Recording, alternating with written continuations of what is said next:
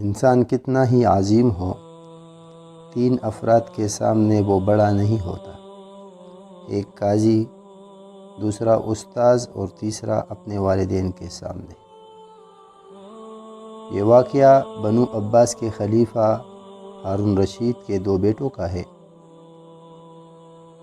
ہارون رشید کے 2 بیٹے، ایک کا نام امین اور دوسرے کا نام مامون تھا۔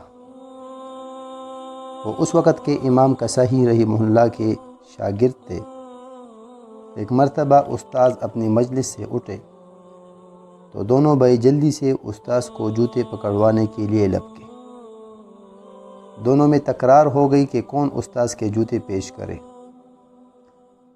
بالآخر دونوں نے اس بات پر اتفاق کیا کہ دونوں ایک ایک جوتا پیش کر دیں۔ جب ہارون رشید کو قصے کا پتہ چلا تو اس نے امام کسائی کو بلایا۔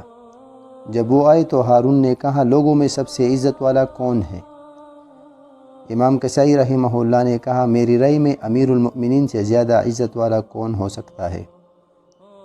خلیفہ نے کہا، عزت والا تو وہ ہے کہ جب وہ اپنی مجلس سے اٹھے تو خلیفہ کے دونوں صاحبزادوں میں اس بات پر جھگڑا ہو کہ ان میں سے کون استاذ کو جوتے پہنائے۔ امام کسائی رحمہ اللہ نے سوچا کہ شاید خلیفہ اس بات سے ناراض ہوا ہے، لہٰذا اپنی صفائی پیش کرنے لگے۔ ہارون الرشید نے کہا، سنیے، اگر آپ نے میرے بیٹوں کو اس ادب و احترام سے روکا تو میں آپ سے سخت ناراض ہو جاؤں گا۔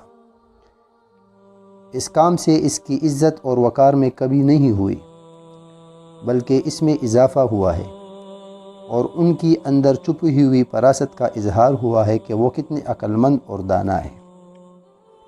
یہ تھے وقت کے عظیم حکمران جو علماء اور اساتذہ کے اتنے اکرام و تکریم کیا کرتے تھے۔